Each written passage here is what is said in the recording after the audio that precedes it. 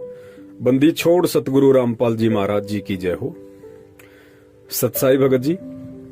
आप जी ने बताया कि आपकी उम्र 20 से 25 वर्ष के बीच है।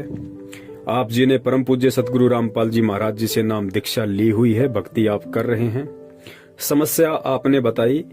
कि आपका एक लड़की से प्रेम प्रसंग है, रोजाना आप जी उससे बातचीत करते हैं और आपने कहा कि क्या सतगुरु रामपाल जी महाराज जी की भक्ति करते करते उस लड़की से मेरा बात करना क्या उचित है, क्या सही है, क्या मैं कहीं कोई गलती तो नहीं कर रहा हूं। देखिए भगत जी, परम पूज्य सतगुरु रामपाल जी महाराज जी की जो भक्ति है वो ज्ञान आधार की भक्ति है और जब तक हम इस भक्ति मार्ग में परमात्मा के सत्संगों को सुनकर, उनके वचनों को सुनकर ज्ञान को आधार नहीं बनाएंगे, तब तक हम इस भक्ति मार्ग पे सफल नहीं हो सकते। ये बातें बार बार अपने वचनों में परम पूज्य सतगुरु रामपाल जी महाराज जी भी बताते हैं और दास भी निमित्त बनकर यही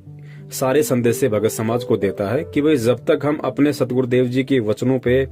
अमल नहीं करेंगे, जब तक उनके कहे गए सत्संगों पर हम चिंतन मनन मंथन नहीं करेंगे, अपने दिलो दिमाग में, अंतःकरण में उन शब्दों को नहीं बैठाएंगे और परमेश्वर के कहे अनुसार जब तक हम इस भक्ति मार्ग पर चलने की कोशिश नहीं करेंगे, तब तक हम भगत नहीं बन सकते, हम भक्ति मार्ग पर सफल नहीं हो सकते, हम कभी भी परमात्मा की प्राप्ति नहीं कर सकते। उस लड़की से बातचीत करना आपका भगत जी तब तक उचित है यदि आपको लगता है कि आपकी उस लड़की से शादी हो सकती है, तो ही आप उस लड़की से बातचीत जारी रखिए।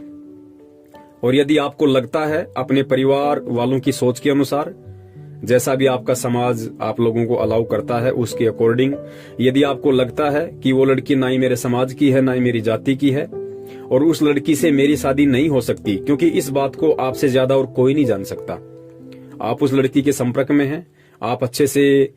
उस लड़की के परिवार, उस लड़की के जाति, धर्म, समाज के विषय से परिचित हैं,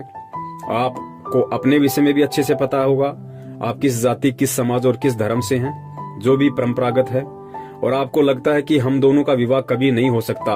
और उसके बाद भी यदि आप उस लड़की से एज ए फियोन्सी बात करते हैं, एज ए प्रेमिका बात करते हैं, तो भगत जी ये बिल्कुल भी उचित नहीं है। इसमें आप दोषी बन रहे हो परमात्मा के, क्योंकि ये छल है, ये धोखा है, ये कपट है।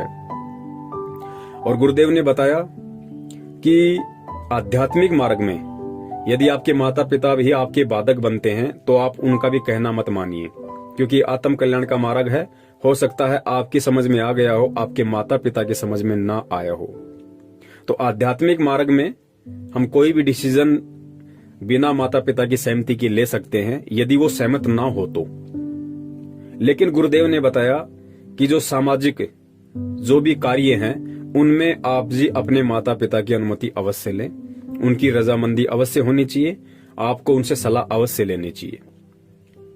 तो आप एक बार कोशिश कर सकते हैं अपने माता पिता से ये बात कहकर, और यदि आपके माता पिता इसके लिए राजी होते हैं तो आप उनसे कहिएगा कि आप लड़की वालों के यहाँ जाइए, आप उनसे भी बातचीत कीजिए। आपके माता पिता वहां जाते हैं और यदि वो भी राजी हो जाते हैं तो फिर आप लोगों का सामान्य तरीके से बातचीत करने में कोई दोष नहीं है। और यदि लड़की वाले राजी ना हो या आपके परिवार वाले राजी ना हो, तो जाहिर सी बात है माता पिता के आदेश की अवज्ञा करके आप यदि शादी भी कर लोगे तो ना तो उसको परमात्मा स्वीकार करेगा और आपकी अंतरात्मा भी आपको हमेशा कोसती रहेगी। तो ऐसी स्थिति में फिर आपको उस लड़की से बातचीत करना बिल्कुल बंद कर देना चाहिए और आपको उस लड़की को समझा देना चाहिए कि देखिए आपकी और हमारी शादी नहीं हो सकती है, और जब शादी ही नहीं हो सकती है तो फिर आपका और मेरा इस तरीके से बातचीत करना एक तरीके से गलत है और मेरी आत्मा इसको स्वीकार नहीं करती है, क्योंकि मैंने परम पूज्य सतगुरु रामपाल जी महाराज जी से नाम दीक्षा ले रखी है और मेरे गुरु की ये आदेश हैं। और वैसे भी एक कॉमन सेंस की बात है, यदि आपकी और मेरी शादी हो ही नहीं सकती तो आपके और मेरे बीच में यदि बातचीत होती है तो उस रिश्ते को परमात्मा भी मंजूर नहीं करेगा। तो आप उस लड़की से बात करके आप उसको समझा सकते हैं। लड़की अगर समझदार होगी तो समझ जाएगी, अगर लड़की नहीं मानती है, नहीं समझती है, फिर भी यदि आपसे वो बातचीत करती है तो भगत जी ध्यान रखना, जब भी उसका फोन आए आप उसको बहन कह के बोलना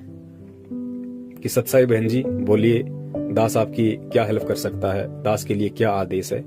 इस तरीके से जब भी उसका फोन आए, बात बात में आप बिल्कुल सामान्य तरीके से बात कीजिए, जैसे आप एक बहन से बात कर रहे हैं। बार बार उसको बहन शब्द से आप संबोधित कीजिए। 1 या 2 बार की बातचीत से या कुछ दिनों की बातचीत से लड़की खुद शर्मिंदा हो जाएगी और स्वयं वो आपसे बातचीत करना बंद कर देगी। तो भगत जी, इस भक्ति मार्ग में छल कपट बिल्कुल भी नहीं चलता है और ना ही ये परमात्मा को पसंद है। यदि आपको लगता है कि आपकी शादी नहीं हो सकती है और फिर भी यदि आप उस लड़की से बातें करते हैं एज ए प्रेमी, तो ये आप कहीं न कहीं अपने आप को धोखा दे रहे हैं, आप उस परमात्मा को धोखा दे रहे हैं जो इस भक्ति मार्ग में नहीं चलता है भगत जी। तो इन चीजों को आप जी क्लियर कर लीजिए। और यदि आप लोगों की शादी हो सकती है, पक्का है, तो आप सामान्य तरीके से बातचीत कर सकते हैं, उसमें कोई दोष नहीं है। सत साहिब, जय हो बंदी छोड़ की।